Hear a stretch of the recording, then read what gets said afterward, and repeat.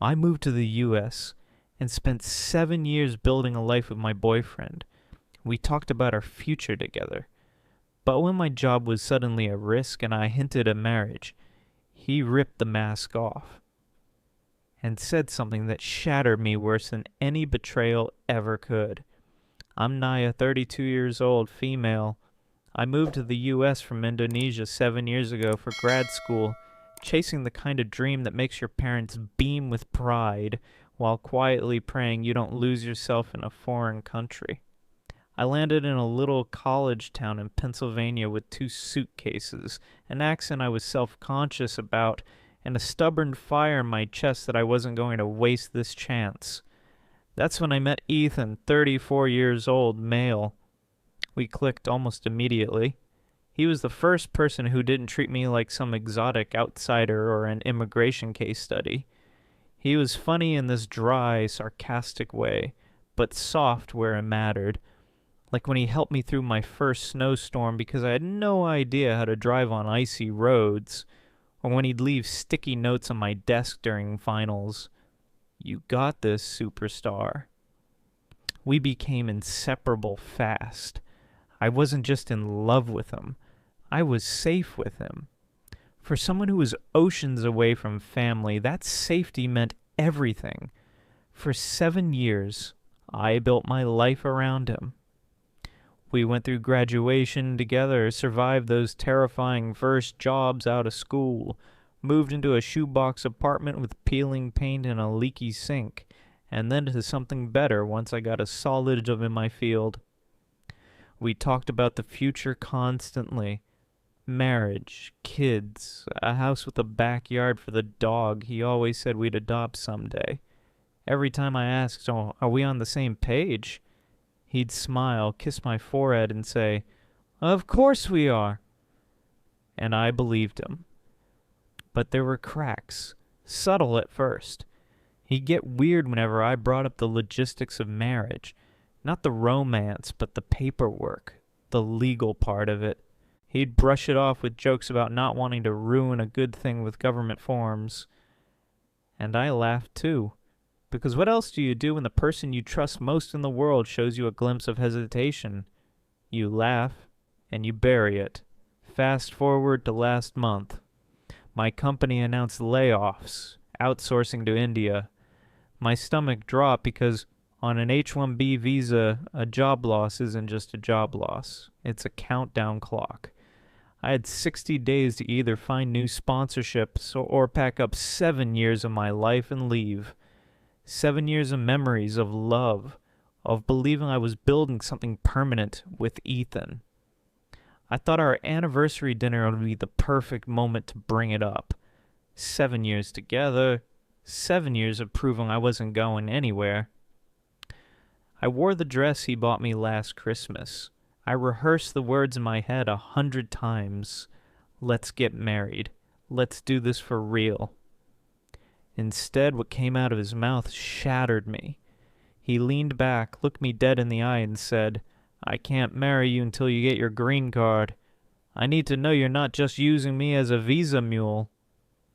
I swear I felt my heart physically drop. I sat there staring at Ethan, fork frozen halfway to my mouth, while the restaurant buzzed around us like nothing had happened. I thought I misheard him. 7 years. And suddenly I was reduced to some stereotype. An immigrant girl plotting to trap a white American guy for a visa? "Excuse me?" My voice cracked. He sighed like he'd been carrying this burden for years and finally dropped it at my feet. "Naya, you know I love you. But people take advantage of situations like this all the time. I need to protect myself." Protect himself from me. My chest went hot and tight.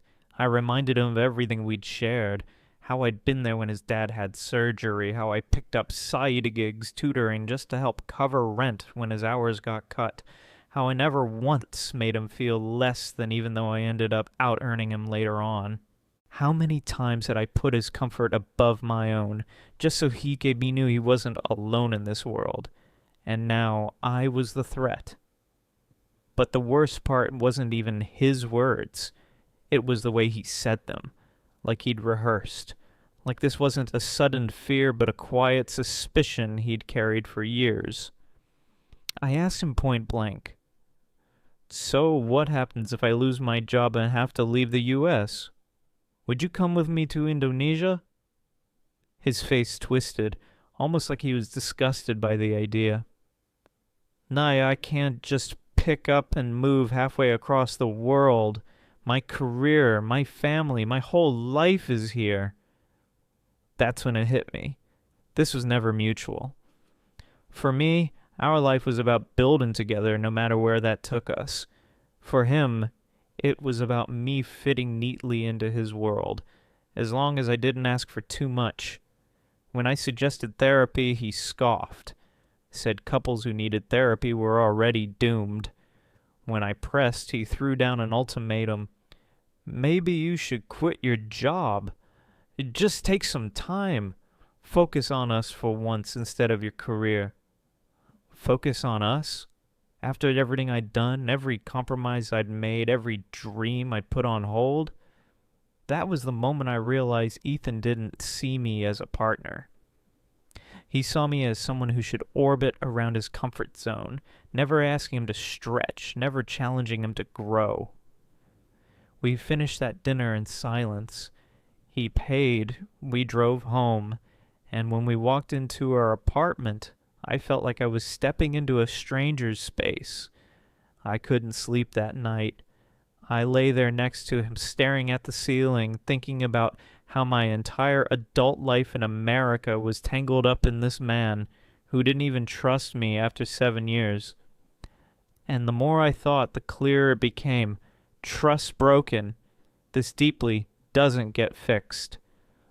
2 weeks later, I packed a single suitcase and left for an Airbnb across town. Hey guys, real quick before we keep going, don't forget to sub and drop a like if you're enjoying the story. And tell me what you think in the comments. I'll feature the best one in the next video.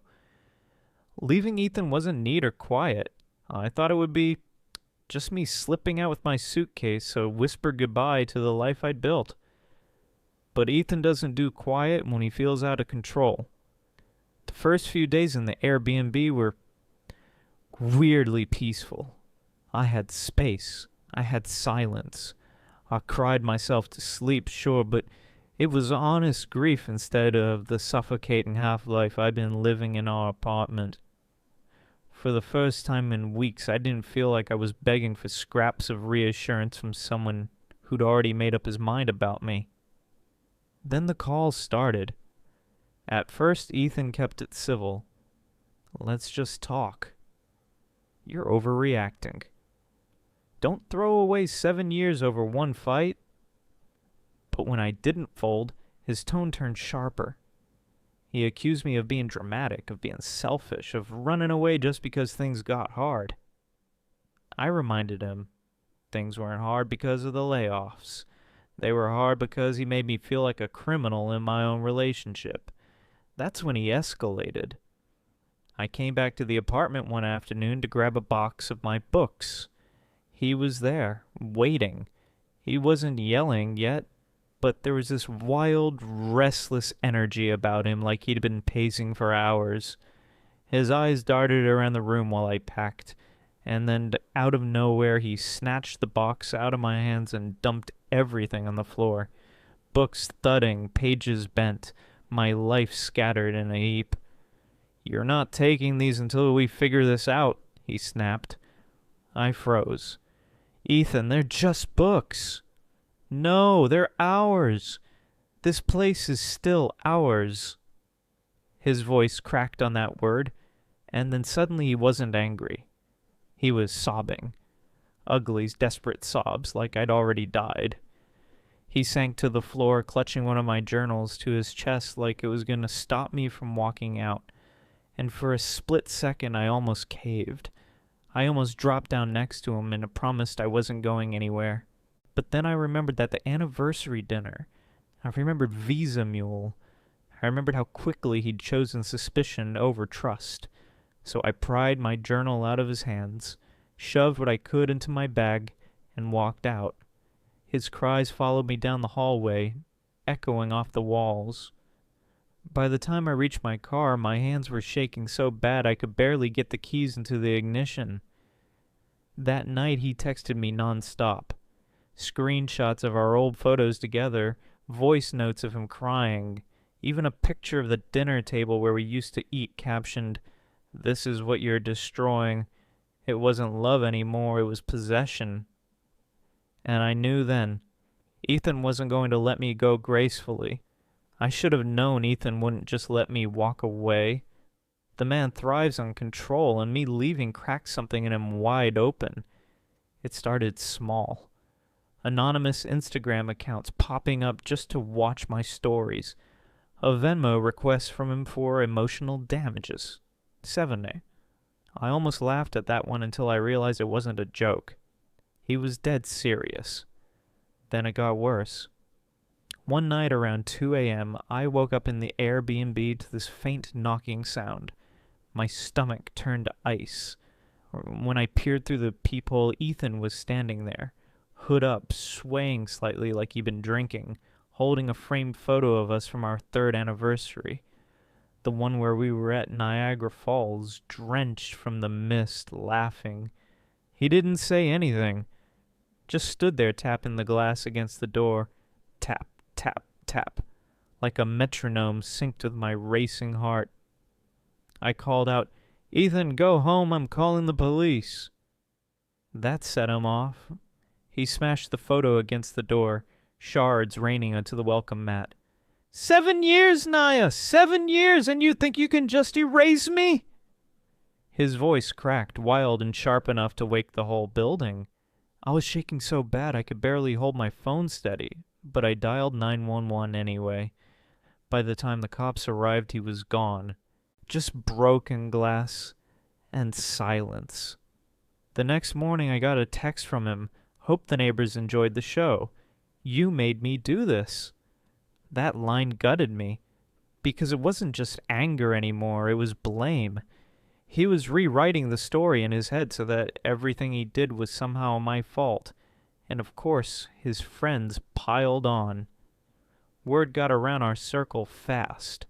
Suddenly I was the career-obsessed foreigner who used Ethan until I didn't need him anymore. People I'd cooked for, laughed with, gone camping with. They parroted his words back to me like gospel. One of them even DM'd me. He should have listened when we said you only wanted a green card. I felt sick. These were the same people who clinked glasses with me at New Year's, who hugged me on my birthdays, and now they reduced me to some caricature. That weekend, Ethan tried one last stunt. He showed up at my office. Security had to escort him out because he was pacing the lobby, shouting about how I was abandoning him for corporate clout and foreign money. I wanted to sink into the floor. Watching coworkers whisper, pretending not to stare, felt like a slow death. That was the breaking point. I realized I couldn't just wait for him to calm down. He wasn't going to. I had to take control back in my own way. And that's when the idea for my revenge started forming. Update. Okay, so wow. I didn't expect this to blow up the way it did. I honestly thought maybe a couple people would skim my story and move on, but I woke up to hundreds of comments and DMs. Some of you were incredibly kind, reminding me I'm not crazy, that 7 years of love doesn't erase the fact that Ethan called me a visa mule. That validation hit harder than I thought it would. But damn, some of y'all are savage. Someone said, "Girl, pack his tears in a Ziploc and ship them priority mail to his mom." Another person suggested I stage a wedding photo shoot with a baguette in Paris just to troll him. I laughed for the first time in days reading those. Then there were the darker takes. People warning me he sounds unstable, that this isn't just heartbreak, it's obsession. And you know what? They're right. Because things escalated again after I posted. Ethan saw the Airbnb as me taking space, not leaving him. He texted me 2 nights ago. You'll come home when you're done being dramatic. I left your side of the closet untouched, like my absence was just some messy phase he was waiting out. That text snapped something in me. I realized he still thought he had the upper hand, and that I was orbiting him even from across town. And suddenly I wanted him to feel what I'd been feeling these past weeks.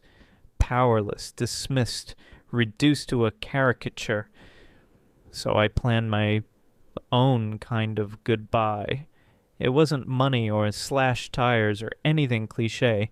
It had to cut deeper, symbolic, personal. The same way he weaponized my immigrant status against me, I was going to weaponize the one thing he clung to, his reputation. Because Ethan isn't just Ethan.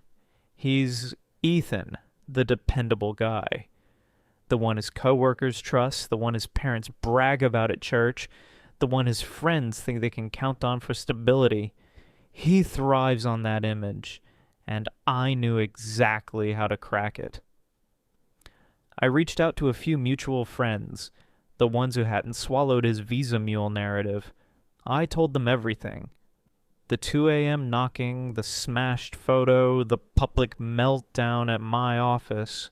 I didn't dramatize it, I just laid it out bare. And then I let them decide if they wanted to keep protecting him. Turns out people talk. Especially when the dependable guy shows up looking unhinged in the middle of the night. Word started spreading. And Ethan, who thought he had the narrative in his pocket, started to look like the unstable one. I'm not done yet. This is just the beginning. But for the first time since leaving, I feel like I'm not the one on the defensive anymore. I posted the video, not angrily, not like a tweet meant to get traction, calm with a caption that read, "This is what dependable looks like when he's angry." It was the 2 a.m. footage from the Airbnb peephole. Ethan standing at my door, tapping the glass, then smashing our Niagara Falls photo into shards. No music, no flourish. Just him, unfiltered and urgent and utterly unglued. I thought about the consequences for 30 seconds, and then stopped overthinking it. For 7 years I'd rehearsed apologies and second guesses for him. For once I wanted the truth to live where it couldn't be gaslit away. Truth travels faster than rumor, once you hand it to people who already suspected something was off. Within hours, the clip had made the rounds through our small group, and the framing Ethan had built for himself, solid, calm, the guy who always does the right thing, started to crack. His friends texted him. His sister sent him a voice note asking if he was okay. And his mother, God bless her, texted me asking if there was more to the story, like it was a puzzle she could solve over Sunday dinner. I didn't answer everyone, but I did answer his mother. I told her the plain facts, the 2 a.m. visit, the smashed photo, the office incident.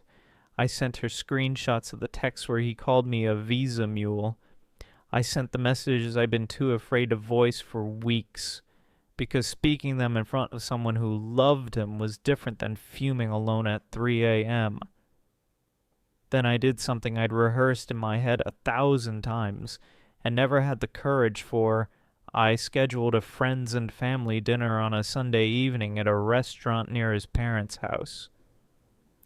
I invited his parents, 3 mutual friends who hadn't taken his side, and, importantly, one of his co-workers who owed me a favor after I'd helped her with a reference months ago. I didn't frame it as an ambush. I framed it as closure. I told everyone we needed to talk about what happened. Ethan arrived like a man entering his own defense. Stiff, rehearsed apologies on his lips, clutching flowers he obviously thought would fix everything. He hadn't expected that his mother would open her handbag and played the voice note of him sobbing over our journals, the one he'd sent himself in a panic. He didn't expect his friend to read aloud the screenshot where he joked about protecting himself from a foreign partner. He didn't expect HR to be CC'd on the dinner invitation.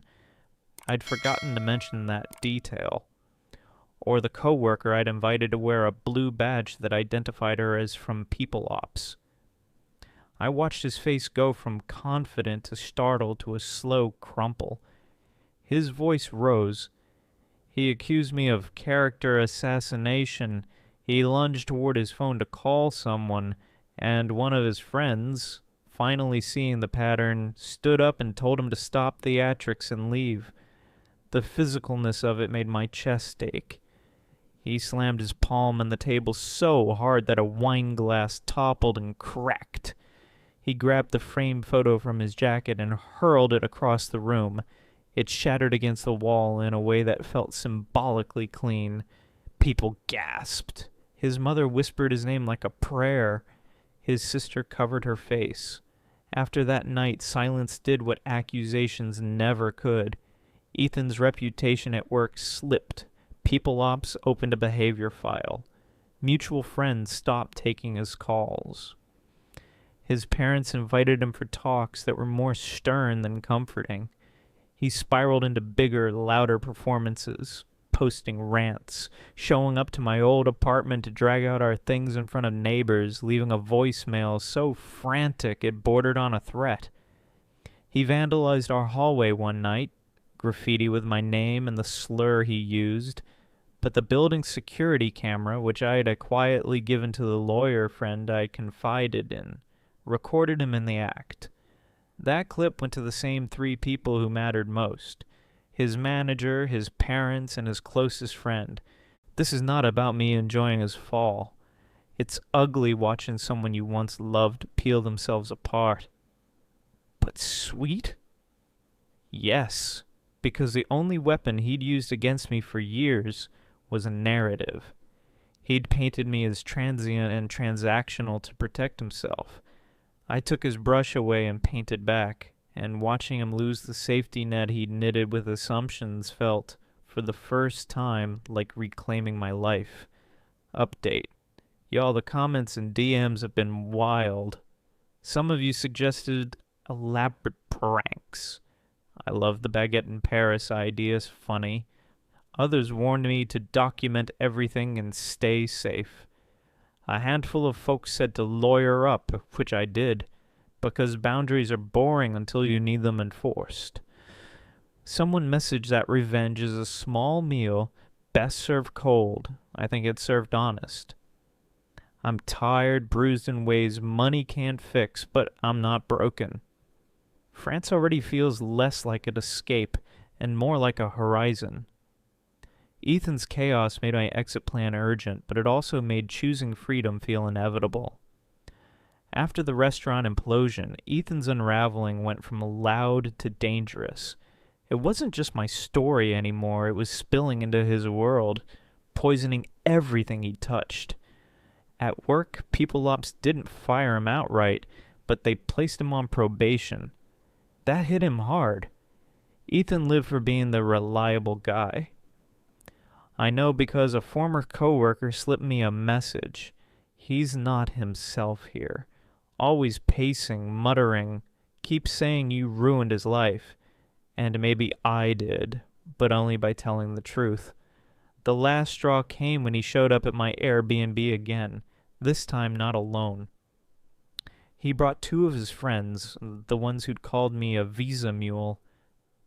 They weren't violent, but the sight of 3 grown men pounding on the door, yelling things in the middle of the night, made my blood run cold. I stayed quiet, lights off, phone in hand, recording everything. Their voices carried down the hall.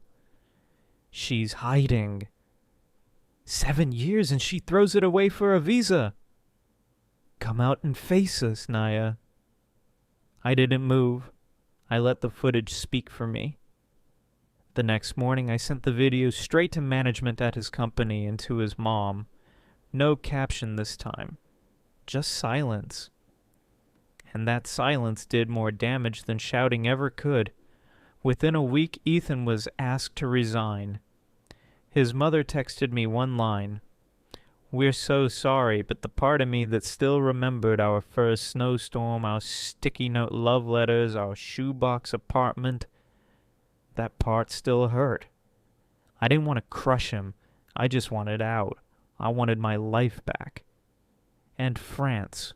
France was the first light I'd seen in months. My company had finalized the offer for a position in Paris. The pay was a little less, but the freedom was priceless. I had 8 to 12 weeks before the move. Enough time to wrap things up, get my visa, and start over. When Ethan found out through mutuals, the meltdown was biblical. He left me a voicemail that still makes my skin crawl. You're running away like a coward. You'll regret this. You'll come crawling back when you realize no one will love you like I did. But his words didn't land anymore. They weren't anchors, they were static. Because for the first time in 7 years, I wasn't scared of being alone. I was scared of staying. The last time I saw Ethan was outside our old apartment complex.